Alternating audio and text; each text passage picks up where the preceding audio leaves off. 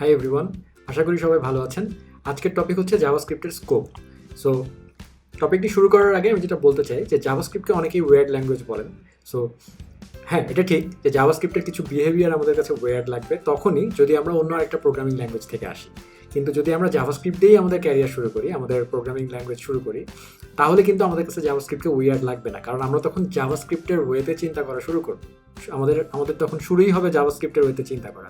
কিন্তু নর্মালি তা হয় না। আমরা নর্মালি সাধারণত ওয়েব ডেভেলপার যারা, তারা অনেকের কাছে অনেক কিছু শুনে আমরা আগে পিএইচপি বা অন্যান্য প্রোগ্রামিং ল্যাঙ্গুয়েজ থেকে আমরা আসি।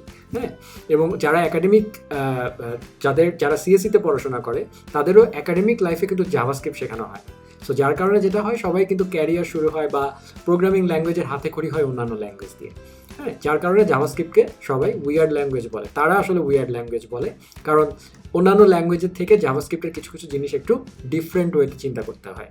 তার মধ্যে এই স্কোপ জিনিসটা হচ্ছে একটা ইম্পর্টেন্ট জিনিস। সো চলুন দেখা যাক যে জাভাস্ক্রিপ্টের স্কোপ আসলে কিভাবে কাজ করে, এবং এটা আজকে ভালো মতো যদি বুঝতে পারেন তাহলে পরবর্তীতে জাভাস্ক্রিপ্টের অনেক কিছুই আপনাদের কাছে ইজি লাগবে। এটা আমি আপনাদেরকে গ্যারান্টি দিয়ে বলতে পারি। সো চলুন শুরু করা যাক।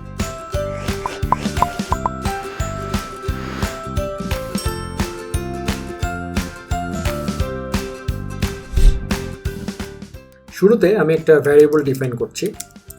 ধরলাম variable x is equal two 23 এবং ইমিডিয়েটলি আমি সেটা প্রিন্ট করে দিচ্ছি। সো আমি দেখতে পাচ্ছি ব্রাউজারের কনসোলে 23 পেয়ে গিয়েছি আমি। সো আউটপুট চলে এসেছে। সো আমরা যখন এরকম কোনো একটা ওপেনলি, মানে কোনো ফাংশনের ভিতরে না, আমার এরকম কোনো এখানে যদি একটা ফাংশন থাকতো এরকম, তো আমরা যখন এরকমভাবে কোনো ভ্যারিয়েবল একটা ফাংশনের বাইরে, মানে একদম ওপেনলি করি, এটা কিন্তু একদম রুট, মানে একদম সবার বাইরে আছে। হ্যাঁ, এই ভ্যারিয়েবলটা। সো এই ভ্যারিয়েবলটা আমি কনসোল ডট লগ এখানে এক্স দিয়েছি, আমি পাচ্ছি। কিন্তু আমি ফাংশনের ভিতরে যদি একটা ভ্যারিয়েবল লিখি for Y is equal to 10, এই ভ্যারিয়েবলটা কিন্তু এই ফাংশনের ভিতরে আছে, সে রুটের মধ্যে নাই। সো এই যে মাই ফাংশনের ভিতরে যে জায়গাটুকু, এই মাই ফাংশনের ভিতরে মাই ফাংশনের দুনিয়া, এটা হচ্ছে মাই ফাংকের দুনিয়া, আর এটা হচ্ছে প্যারেন্টের দুনিয়া। তাহলে এটাকে আমি বলতে পারি মাই ফাংক অর চাইল্ডের দুনিয়া। এটা হচ্ছে এই ফাংশনটা হচ্ছে আসলে সত্যি কথা বলতে কি পুরা যে রুট স্কোপটা, গ্লোবাল যে জায়গাটা, সেই জায়গাটার ভিতরে আছে এই ফাংশনটা। সো এই ফাংশনটা হচ্ছে চাইল্ড, আর আমার বাইরের পুরাটা সেটা হচ্ছে প্যারেন্ট। সো বাইরের পুরোটা বলছি, যখন আমরা এই কোডটা ব্রাউজারে রান করাই তখন কি হয়, ব্রাউজারের মধ্যে আমরা জানি উইন্ডো বলে একটা অবজেক্ট থাকে। এটা হচ্ছে ব্রাউজারের একটা গ্লোবাল অবজেক্ট, সব কিছুর উপরে থাকে, সবার উপরে প্যারেন্ট। বাকি সব কিছুই উইন্ডোর মধ্যে থাকবে। হ্যাঁ, মানে উইন্ডোর মধ্যে আরও অন্যান্য সব কিছু থাকে না, মানে উইন্ডোর মধ্যে অনেক জিনিস থাকে। সো আমরা যখন কোনো এরকম একদম গ্লোবালি, মানে বাইরে কোনো ফাংশনের ভিতরে না, এরকমভাবে যখন আমরা ওপেনলি কোনো ভ্যারিয়েবল ডিক্লেয়ার করি, তারপরে এই যে আমি প্রিন্ট করছি কনসোল ডট লগ এক্স, এই ভ্যারিয়েবলটা কিন্তু আসলে উইন্ডো অবজেক্টের মধ্যে চলে যায়। লাইক আমি যদি কনসোল ডট লগ এক্স করেছিলাম, আমি যদি এটাকে উইন্ডো ডট এক্স করি তাহলেও কিন্তু আমি 23 পাচ্ছি। কিন্তু আমরা যখন লিখি তখন আমাদেরকে এক্সপ্লিসিটলি উইন্ডো শব্দটা লিখতে হয় না, আমরা ডাইরেক্ট এক্স লিখলেই আসলে ব্রাউজার বুঝে যায় যে এটা হচ্ছে আসলে রুট স্কোপের বা উইন্ডো স্কোপের। এই যে স্কোপ কিন্তু আমি অলরেডি উচ্চারণ করছি। সো স্কোপ শব্দটাকে আপাতত ধরে নিতে পারেন দুনিয়া। হ্যাঁ, কঠিন কিছু না। হ্যাঁ, আমি তো সারা জীবন স্কোপকে দুনিয়াই বলি। সো আমার কাছে এটা দুনিয়ার মতোই মনে হয় যে আমার যখন আমি রুট গ্লোবাল স্কোপে কাজ করি তখন ওটা আমার গ্লোবাল দুনিয়া, এবং এর ভিতরে আরও ছোটো আরও অনেক চাইল্ড তার দুনিয়া তৈরি করেছে। সো তার দুনিয়াগুলো হচ্ছে তার আলাদা আলাদা দুনিয়া। সো ওগুলো হচ্ছে তার স্কোপ। সো আমরা যখন বাই ডিফল্ট একদম ওপেনলি কোনো ভ্যারিয়েবল ডিক্লেয়ার করি তখন সেটা আসলে উইন্ডো স্কোপের মধ্যে থাকে। সো তার মানে আমরা বুঝতে পারলাম সেই উইন্ডো ডট এক্স হচ্ছে আসলে এই এক্সটা। হ্যাঁ, তো আমরা এক্সপ্লিসিটলি আর উইন্ডো ডট এক্স আমাকে লিখতে হবে না, আমরা ডাইরেক্ট এক্স লিখলেই হয়ে যাচ্ছে। জাভাস্ক্রিপ্টে যে জিনিসটা মজার হয় অন্যান্য ল্যাঙ্গুয়েজ থেকে ডিফারেন্টভাবে, সেটা হচ্ছে আমি এখানে কনসোল ডট লগ এক্স করছিলাম, আমি এই জায়গায় যদি কনসোল ডট লগ এক্স করতাম, ধরলাম এখানে লিখলাম যে এক্স ফ্রম মাই ফাংক। হ্যাঁ, এবং ফাইনালি ফাংশনটা আমি কল করে দিলাম।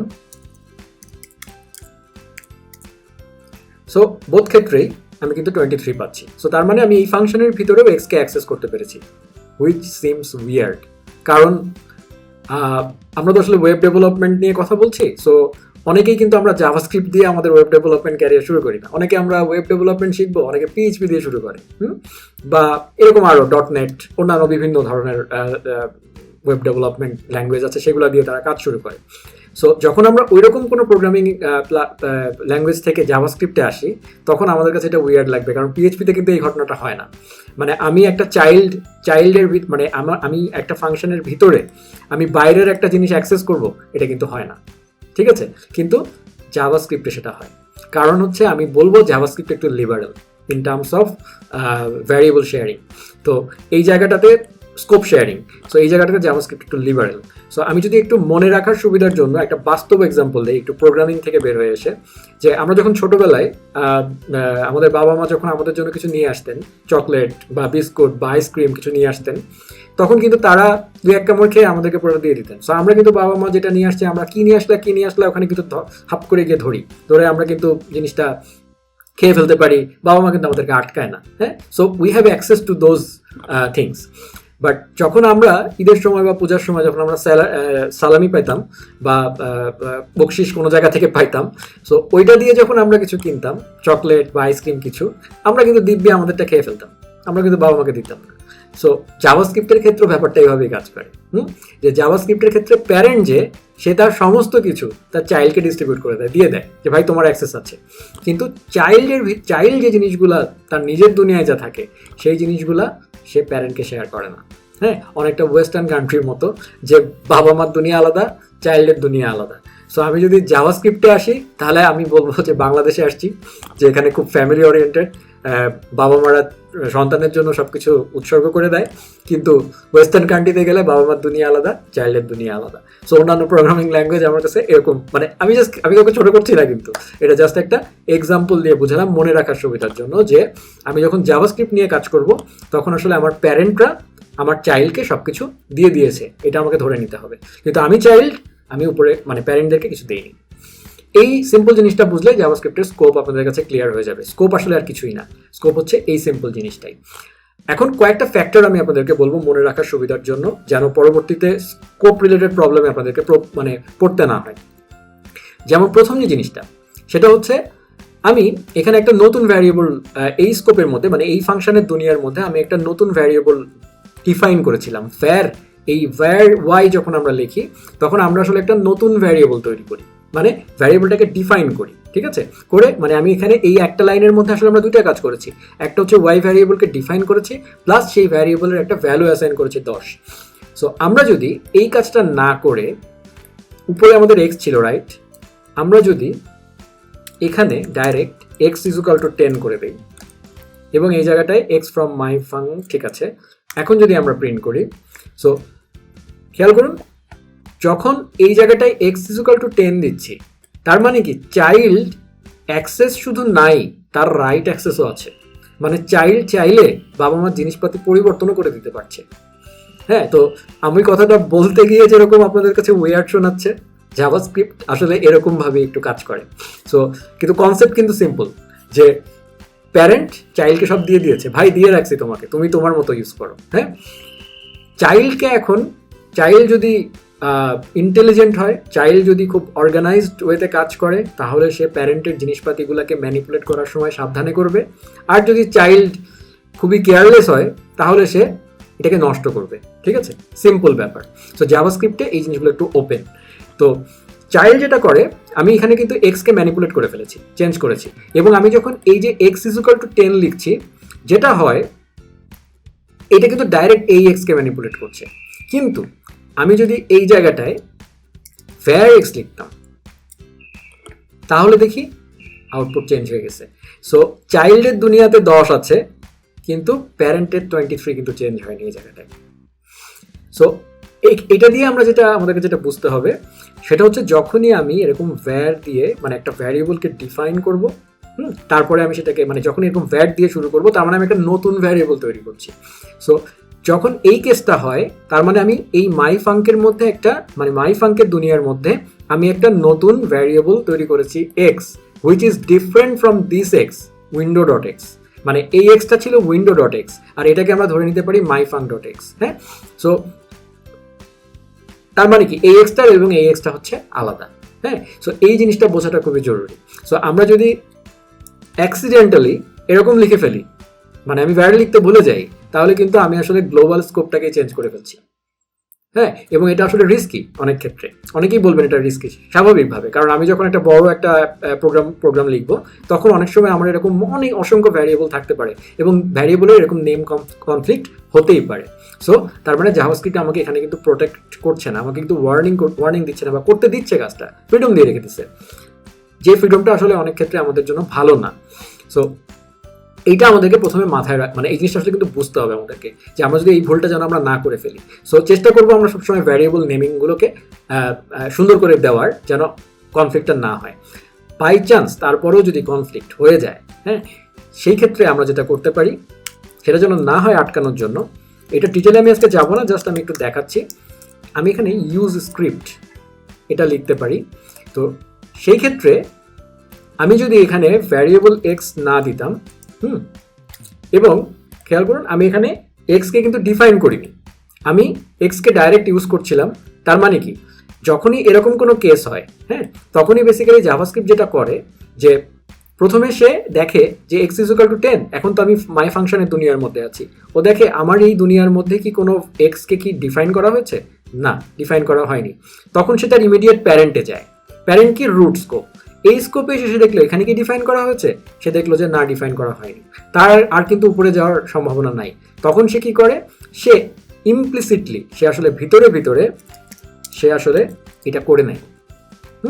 সো তার মানে হচ্ছে আমি যখন এরকম ওয়ার্ড দিয়ে না লিখবো, তখন আমি ইউজ স্ক্রিপ্টটা একটু পরে আসছি, আমি এটা একটু শেষ করে নিই।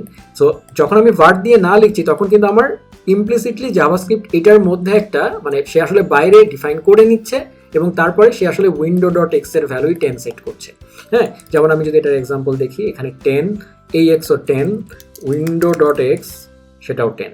সো তার মানে যদি আমি ভার্ড দিয়ে না লিখি, তাহলে কিন্তু আমি আসলে মেইন গ্লোবাল স্কোপের বা তার ঠিক প্যারেন্টের স্কোপটাকে আসলে চেঞ্জ করছি। হ্যাঁ, হুইচ ইজ আসলে অ্যাক্সিডেন্টাল, কারণ আমি কিন্তু আসলে চাচ্ছিলাম যে আমি মাই ফাং যেটা আছে এর মধ্যে এই এক্সকে আমার নিজের, এই এক্স আমার নিজের হবে, এবং বাইরের জিনিস আই ডোন্ট কেয়ার। হ্যাঁ, আমি শুধু আমার দুনিয়ায় কাজ করব।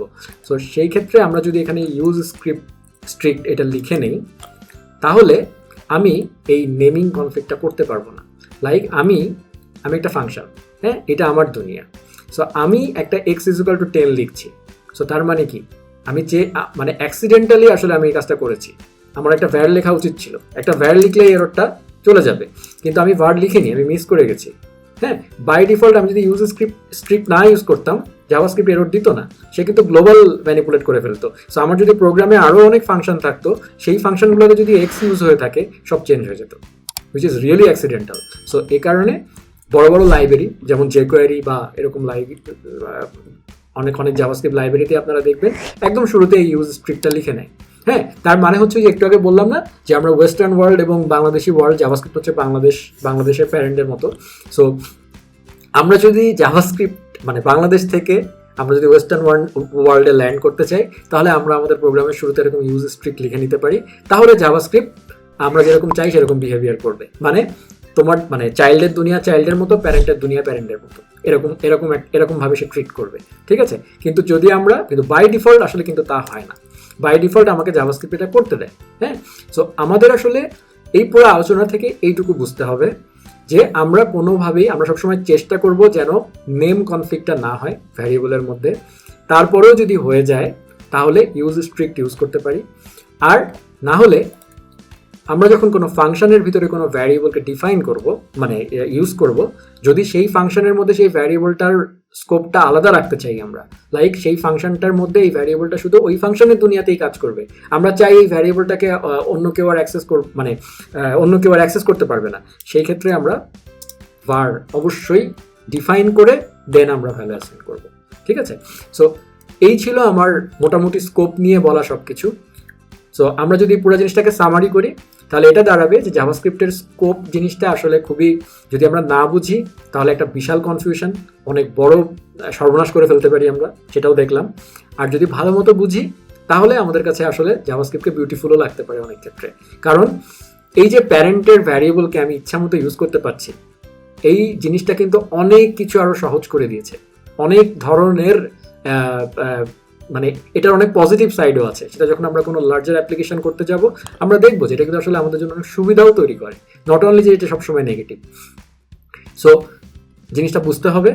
আশা করি এই ভিডিওটা দেখার পরে আপনারা এই স্কোপের এই প্রবলেমটা, মানে স্কোপ রিলেটেড প্রবলেমে আর কখনো পড়বেন না। যদি পড়েনও খুব কুইকলি ডিবাগ করতে পারবেন। যে জাস্ট একটা জিনিস মনে রাখলেই হবে যে আমার প্যারেন্ট যে আছে সেই প্যারেন্টের ভ্যারিয়েবল আমি অ্যাক্সেস করতে পারছি, কিন্তু আমার ভ্যারিয়েবল কিন্তু আমার প্যারেন্ট অ্যাক্সেস করতে পারছে না। এবং আরেকটা জিনিস হচ্ছে আমার একদম রুট লেভেলে যে আছে, হ্যাঁ, যেমন যেহেতু আমরা এটা ব্রাউজারে রান করছি, সো ব্রাউজারের ক্ষেত্রে এটা উইন্ডো, কিন্তু যদি আমি নোট জেএসে রান করতাম সেক্ষেত্রে আমার তো সেখানে তো উইন্ডো থাকে না, কারণ নোট জেএস সার্ভার সাইডে থাকে। সো সেই ক্ষেত্রে উইন্ডোর জায়গায় হয়তো গ্লোবাল কোনো স্কোপ থাকবে, অন্য কোনো স্কোপ।